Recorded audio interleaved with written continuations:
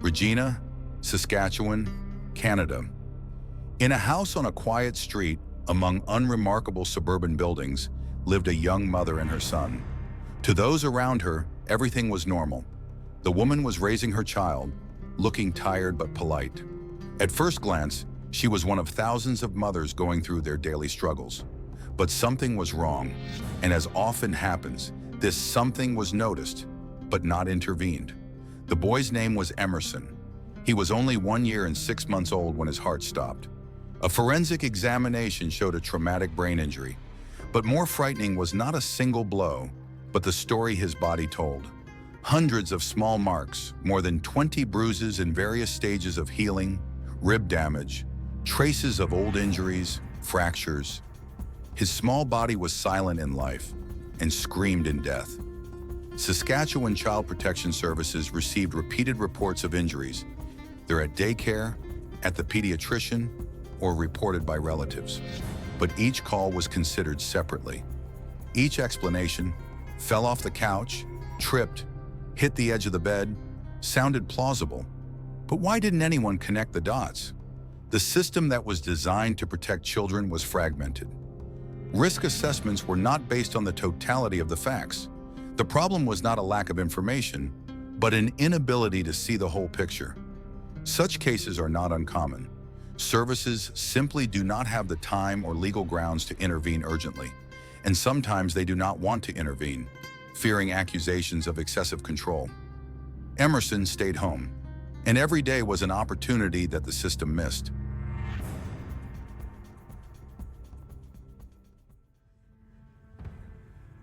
June 10th, 2020. The mother calls an ambulance. The child is not breathing. The paramedics begin resuscitation, but to no avail. Emerson is dead. The investigation immediately raises questions. The child's body not only shows a fatal head injury, but also multiple injuries all over the body. Not a single doctor, not a single pathologist believes that all of this is an accident. The woman is arrested. She is charged first with involuntary manslaughter, then with second-degree murder. Society is shocked. A young mother who raised her son alone is now at the center of a high-profile criminal case. Her face appears on the covers of local news. And in parallel with the legal process, a more painful question is launched. How did it come to this? The prosecutor's office claimed that the woman systematically beat the child, day after day, week after week, and in the end, she dealt a fatal blow. However, the defense based its line on medical nuances. According to the autopsy results, death was caused by intracranial hemorrhage, but it is not a fact that it was caused by the last fall or blow. Forensic experts admitted the possibility that it was a repeated hemorrhage from a previous injury that had already begun to heal. Legally, this is a fine line. The prosecution could not prove that it was the mother who dealt the fatal blow. There were no witnesses, no video, no confession, only circumstantial evidence, and a dead body full of traces of pain. And now, after months of proceedings, the jury delivers a verdict, not guilty, neither of murder nor of manslaughter. It is easy to demonize a woman accused of the death of her own child, but upon careful examination of the case, it becomes clear everything is not so clear-cut. According to neighbors and family, she often looked overtired. There was no support in her circle, no father of the child, no stable financial support. She worked, looked after her son, and at the same time struggled with depression, which no one spoke about out loud. Was she cruel? Or did she simply break under pressure? Did she become a threat to the child because of a mental breakdown, fatigue, isolation? Or maybe Emerson really died by tragic accident, against the background of all the previous signals? The psychology of such mothers does not fit into a simple formula of evil. It is complex, contradictory, and often desperately invisible.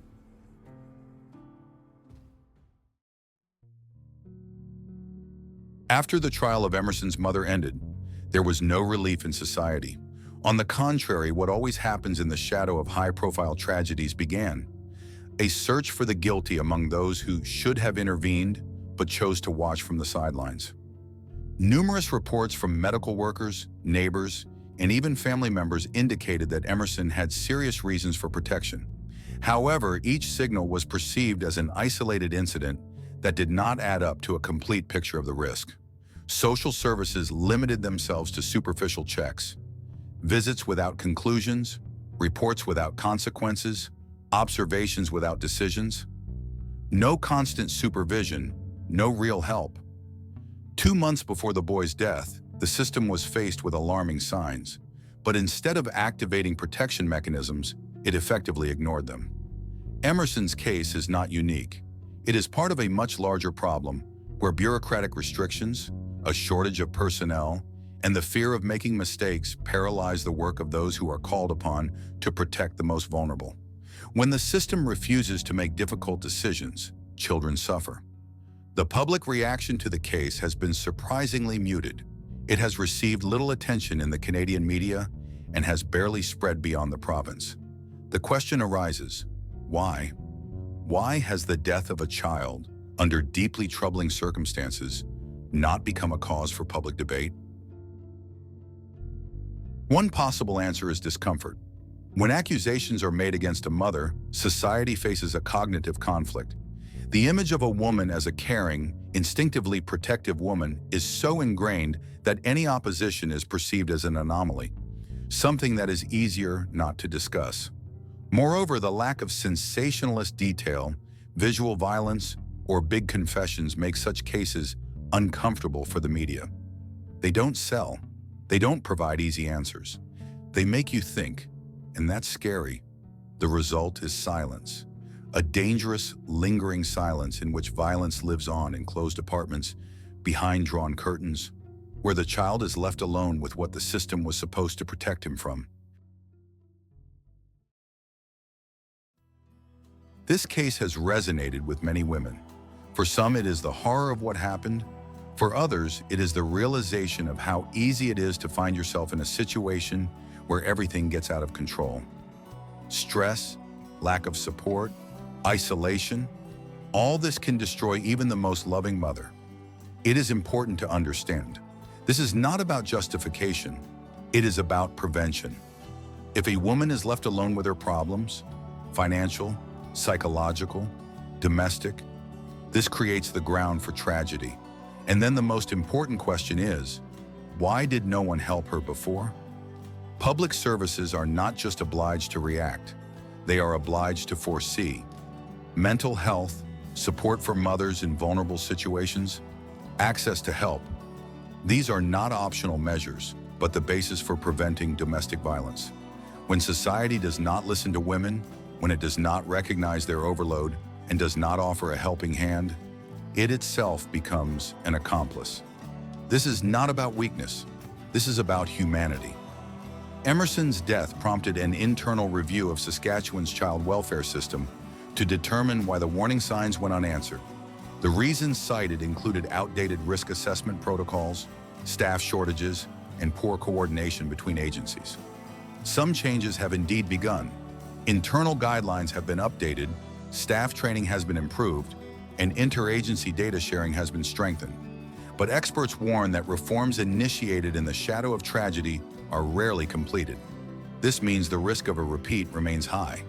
It is important to acknowledge that no system is perfect, but there is public demand for child protection, and as long as that demand remains weak, no reform will be effective. A black and white photo of Emerson. He's smiling. His gaze is slightly to the side as if he's still looking at those who didn't show up when he needed protection. This story isn't just one incident. It's a reflection of how easily we get used to inaction, how we stop asking questions, how we shift responsibility to an abstract system, forgetting that its essence is in the actions of real people. And if this story makes at least one person not look away, not remain silent, not pass by, then it had a goal.